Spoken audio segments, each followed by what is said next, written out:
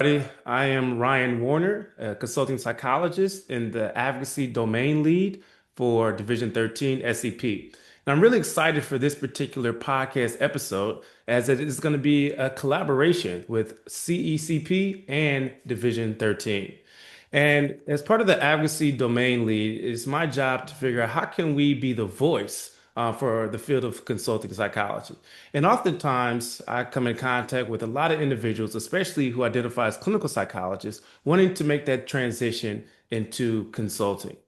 And especially for early career psychologists, this is a crucial topic so that we can learn more about how to make this transition so that we can build future success.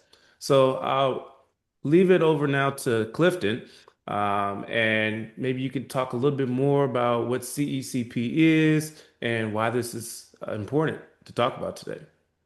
Thank you, Ryan. Appreciate the invite and thank you for having me here. So, I'm Dr. Clifton Berwise. I'm on the Committee for Early Career Psychologists, CECP for short. And we work within APA to try to make sure that the voice of the early career psychologist is present in all meetings, all discussions, right? So, we advocate for all boards and all committees and even all divisions to make sure that they have a slate for early career psychologists. And we also listen to the voices of early career psychologists to get a better understanding of what they want, right? So, what are some of the topics that they want to make sure are focused on? It's an identity that's really important because you're no longer a graduate student. You are also transitioning into the professional realm, but there's not as much support out there for early career psychologists. So, we're actively trying to build on that. And today's collaboration came about because a lot of early career psychologists have been asking about, like, I have clinical training, I have training as a psychologist, but what are some of the other opportunities that are available outside of the traditional research training or some of the clinical training settings? So SCP has, agreed to have this conversation as a collaboration to kind of discuss, like, hey, this is what consulting psychologists do, and I have two amazing consulting psychologists with me. So looking forward to this conversation. That's great. So I introduced myself, Clifton, you introduced yourself. Emmanuel Neal, we have as well. So Emmanuel, would you like to tell us more about your background? Yes, thank you. I'm glad to be here with y'all. Yes, Dr. Emmanuel Neal. I am a consultant psychologist. I am also the early career liaison between SCP and APA. So I'm glad to be here in the mix and help, bridge the conversation. Um, I got into consulting in a roundabout way. And we can talk more about that when we get into the questions. And lately, I've been focusing on consulting with organizations as well as executive coaching. So I'm looking forward to talking about that journey as well. Awesome. Man, you already kind of started. The first question that I have for the both of you, if you just kind of want to continue that trend, is what was the path that each of you took to becoming a consultant? Okay, well, um, good question. And it's been, I know we're talking about clinical therapists and how they get into it, but my path to consulting was very different. I My background is in youth programming and stuff. So I've been consulting since 2010, so 15 years now. And before that, youth programming education. And one day I was looking at the kids in a youth center and I was like, I don't want to work with y'all anymore. I want to work with your parents. So I started volunteer consulting with SCORE, and that's a program with SBA where you can be a volunteer mentor for business owners. And I also partnered with somebody, and we started consulting and working with a lot of nonprofits and artists, and helping fill out, business plans and grant applications and all of that kind of stuff. And then from there, I picked up coaching, and I really loved coaching. And there is a difference between consulting and coaching, which we can get into later. But I really love that. And so I also pursued the board certified coach and the executive coaching path. So, yeah, it's been an interesting journey. What about All right, you, Dr. shoot. Warner? How'd you get here? Yeah. Yeah, so yeah, similar to you, Emmanuel, like I do not have a, linear, it wasn't a linear path, that I followed. Initially trained, as a clinical psychologist. I started my career in the military. So I was an active duty military psychologist with the United States Air Force. And once I graduated, I was promoted to director of psychological health. So it was my job to promote the psychological well-being of over 20,000 plus military service members. And ultimately, in my role, I did a lot of speaking engagements. I did a lot of coaching, helping top senior leaders figure out how can they reduce suicide on base? How can they promote inclusion? How can they improve team dynamics? And naturally, that blended into coaching and consulting. And I was doing this work, and I didn't even have a name for it. I didn't even recognize that that was actually the field that I was now transitioning into. And I would also see individuals in the therapeutic setting, and they would say, due to the fact that I'm a service member of color, I've experienced a lot of microaggressions and racism, and I work in a very toxic environment. And I would see how that directly contributed to the depressive anxiety symptoms. And in turn, I no longer wanted to treat the symptom. I wanted to go into the workplace to treat the root of the issue. So I recognized through facilitation and training, through strategic planning, through being able to coach these executive leaders, that was a way for me to create a more inclusive workplace so that all individuals could thrive.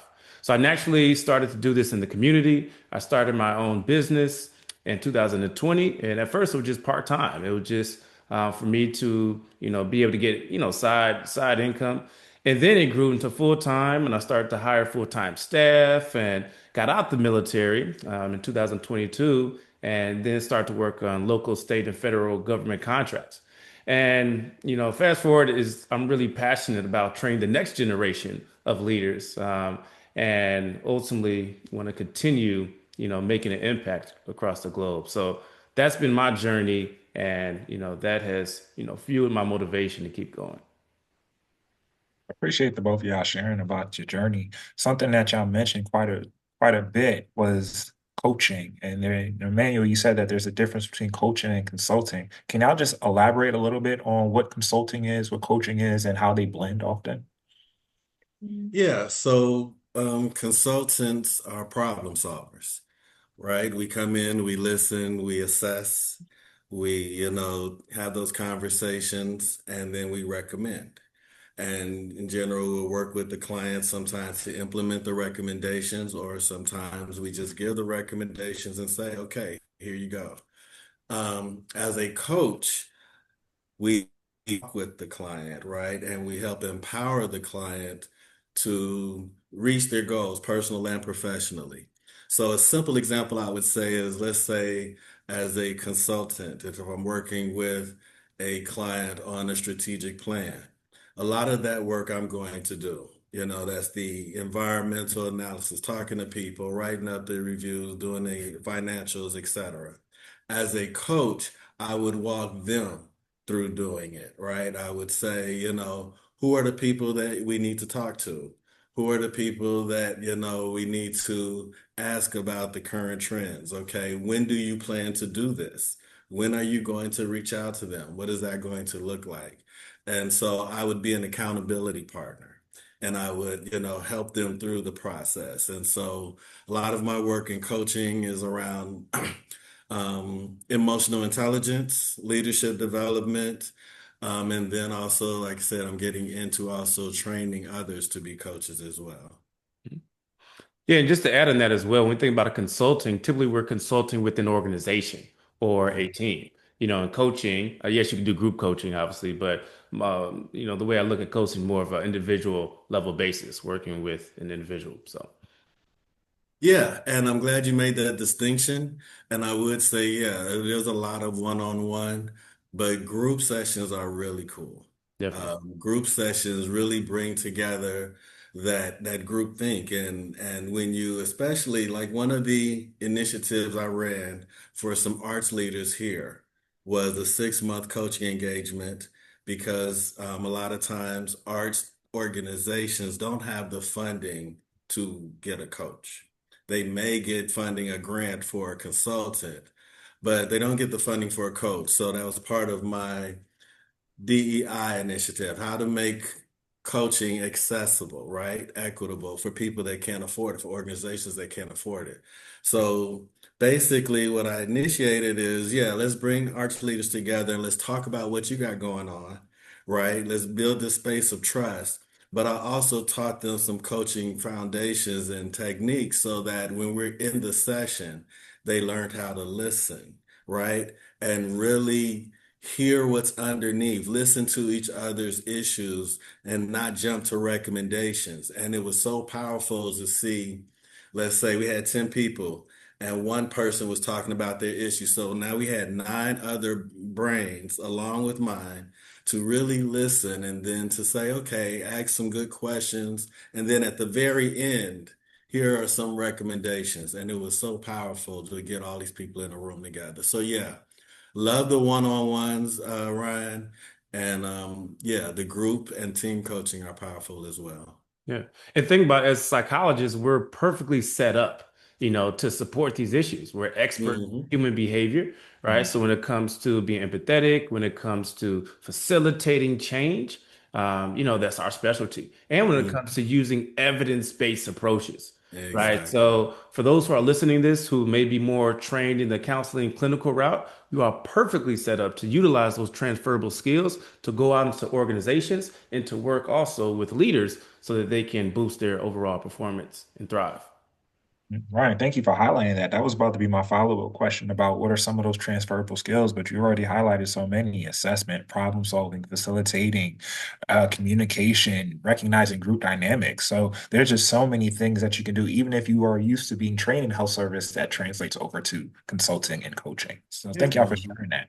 Yeah, I because want that's how I got in my role as well. Like, because I had never really had formalized training in consulting outside of just one course in my doctoral program, right? So I just naturally took my those transferable skills as a psychologist, clinical psychologist, and now brought that in to the work I do daily. So yeah. And that's a great point because that's actually what I did for my consulting journey. I mean, so yeah, my degree is in business psychology consulting track, but like I said, I've been doing this for 15 years. I just got my degree in 24. So through that time, I was using practical experience. For example, when I worked with artists, I am an artist, right? And so I understood some of those dynamics. I understood, okay, how do we get ready for a show? How do we put on a show? How do we go talk to financiers and venues to get the space? How do we do marketing?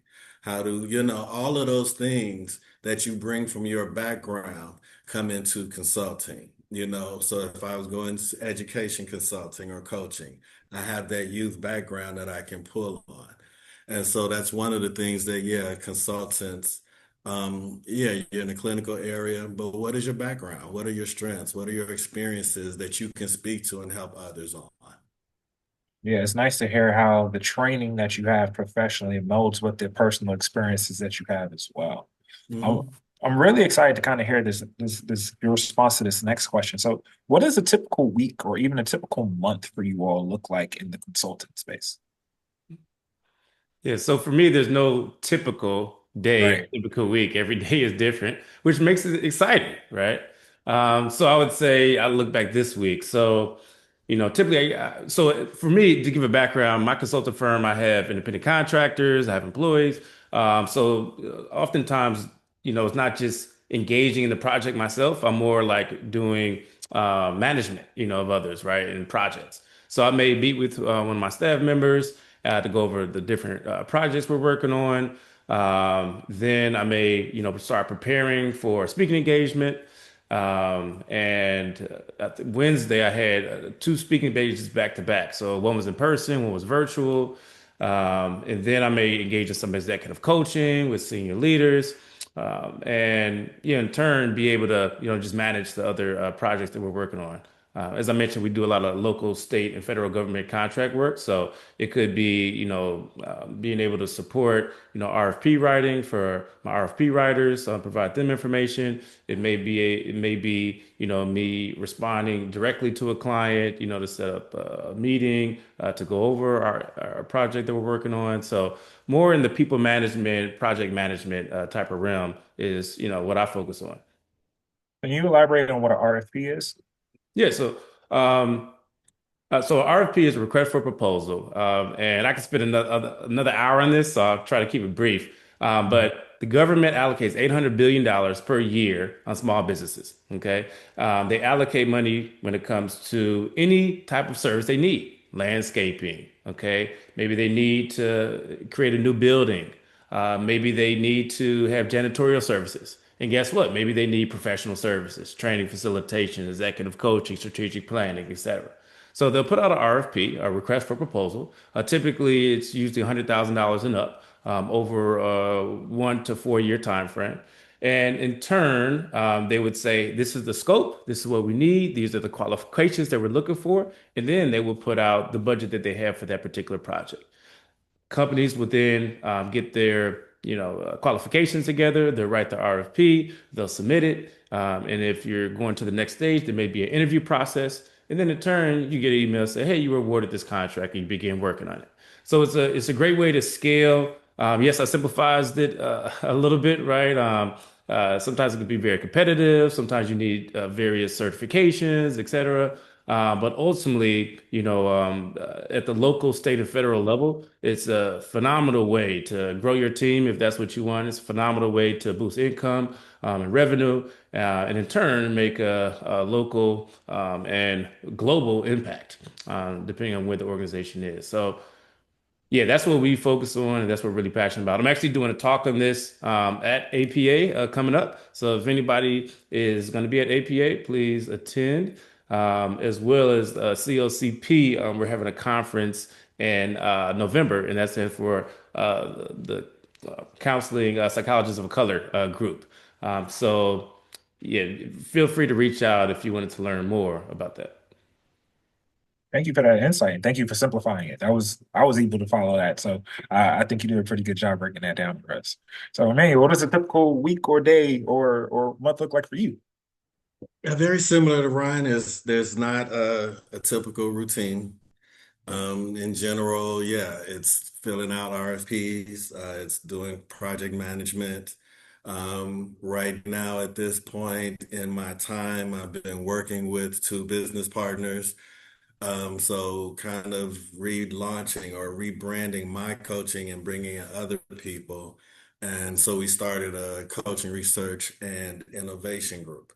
And so we've been working on frameworks and models, as well as reaching out to people. And then there's the education and learning. I just got off of a call earlier, a group of coaches talking about coaching techniques and styles and just ways to, stay sharp in that area.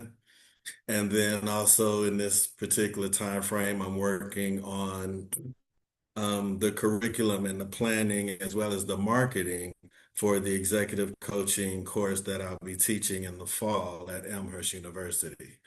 So there's a lot of things going on. There's meetings, there's plannings, there's the work, but there's also the education and making sure that we stay sharp. Yeah, it's nice to know that there's like that peer experience as well, so you're not just kind of going at it alone. Oh yeah, yeah, definitely. You know, still reading the journals, the articles, um, yeah, looking at the RFPs, but also, what else is going on in the world, right? I just looked at a coaching webinar online video about AI and coaching.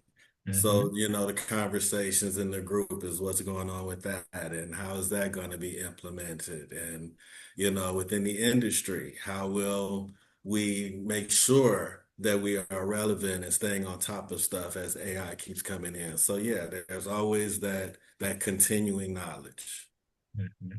Awesome. Awesome. All right. Well, I have one more question for you all before we go. So, thinking about the early career professional or even the late stage graduate student who's about to become an early career professional, what are some of the things that you would say to anyone who's interested in, pursuing consulting or being a consultant? Mhm. Yeah, so the first thing I would say is, and this is one of my mentors told me this, and they said credibility plus visibility equals profitability. And oftentimes we have that credibility with our doctoral degrees, our advanced degrees, our certifications, everything that we've done. But oftentimes we're missing the visibility piece. And in turn, that impacts profitability. So I would encourage them, number one, try to boost visibility, try to connect with others, try to recognize you don't have to do this alone. Try to find that mentor, right? And in turn, when you continue to put yourself out there, ultimately you'll find your path. So that's the first thing I recommend. The second thing I recommend is be mindful of self-limiting beliefs. As psychologists, right, we're familiar with our thought patterns and how that impacts our emotions and our behaviors. But sometimes we don't look internally and we don't recognize that we put limits on ourselves. Oh, well, this is what I've learned in school. I have to get a job. I have to work 20 years here. I have to do this, and maybe I'll have a good life. And I would challenge everyone to expand your flexibility there. Recognize there are literally no limits to where you can go and what you can do and the impact that you can make, right? But once you begin to believe that, then you'll start seeing those results and your behaviors will follow. So those are the two recommendations I have, and in turn, you'll be unstoppable. Manuel, can you follow that up? I know, right? I'm sitting here like number one, both of those speak to me. I've been working on more visibility, right? And not doing it alone, right? And getting out there and making those connections. And so, because yeah, we know that we always build our credibility. We were taught to go to school and get that education because education makes a difference. But it is also those connections and that visibility. So that really speaks to me, and I'm glad that you put that out there.